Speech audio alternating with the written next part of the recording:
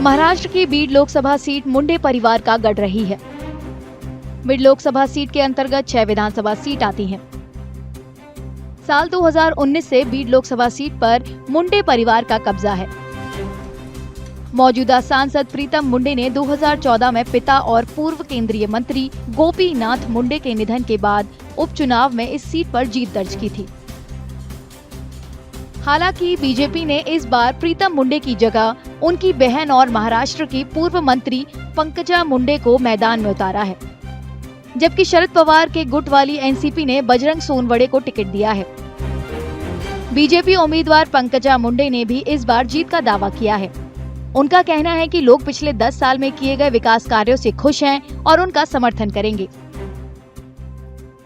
मुंडे साहब को जाकर अब 10 साल हो गए बेसिकली, तो 10 साल में जो हमने किया मुंडे साहब के विचारों पर आधारित, उस पर लोगों का जरूर विश्वास है। वो मेजर इस चुनाव का मुद्दा है।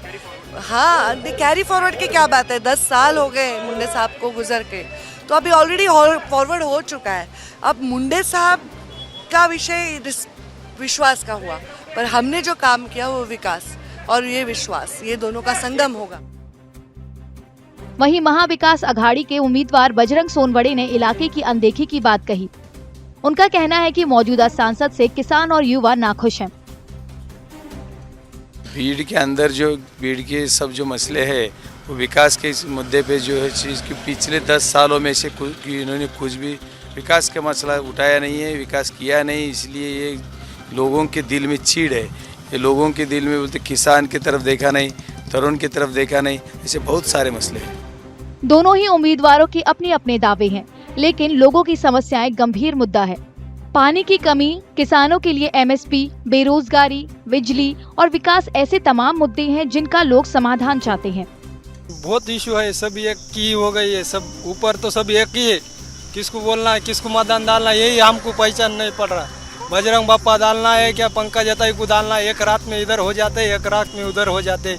किसको डालना है, हमको चाहिए विकास देख रहे नहीं है, वो सब अपना अपना घर का ही देख रहे। तो विकास के अलावा और क्या किसानों का लाइट विकास नहीं, हमारे को किसान को कुछ नहीं मिल रहा है।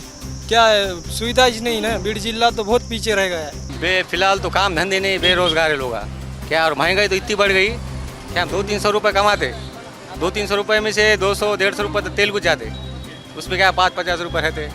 महंगाई तो इतनी बढ़ गई, कुछ बोल नहीं सकते। रेलवे सर मुंडे साहब से जब से रेलवे आ रही है और ये सपना है, सपना ही रहेगा। रेलवे कोई आने वाली नहीं, इलेक्शन आने के बाद सिर्फ रेलवे आती है सर। ये घोषणा होते हैं, हमको घोषणे में सुनना में अच्छा लगता है, उनको देने में अच्छा लगता है। हम भी सुनते आ रहे हैं, कोई रेलवे आने वाली नहीं, कुछ नहीं। हमारी मैं चले जाऊँगा जब तक तो बीड जिले में रेलवे नहीं आएंगी। हालांकि मराठा आरक्षण इस बार चुनाव में अहम मुद्दा है। लोगों की माने तो दोनों उम्मीदवार मराठा और ओबीसी समुदाय से समर्थन की मांग कर रहे हैं। ये जो खड़े वाले है, इसका तो वोट तो गिराने का सीधा डायरेक्ट भाजपा कुछ गिरेगा ना। इसका एमआईएम का वोट गिरो, मतदान जो भी होगा तो भाजपा कुछ गिरेगा। नुकसान किसका होगा, सोनू होने का नुकसान होगा इसमें। पर ये बारी को तो ऐसा लगता है कि यहाँ का पोजीशन देखे कि जितने मराठी समाज के लोग आए, जो आरक्षण का मुद्दा है, वो हिसाब से तो पूरा वोट सोनू होने कुछ जाएगा ये बारी। बीड समेत महाराष्ट्र की 11 लोकसभा सीटों पर चौथे फेज में 13 मई को वोटिंग होगी।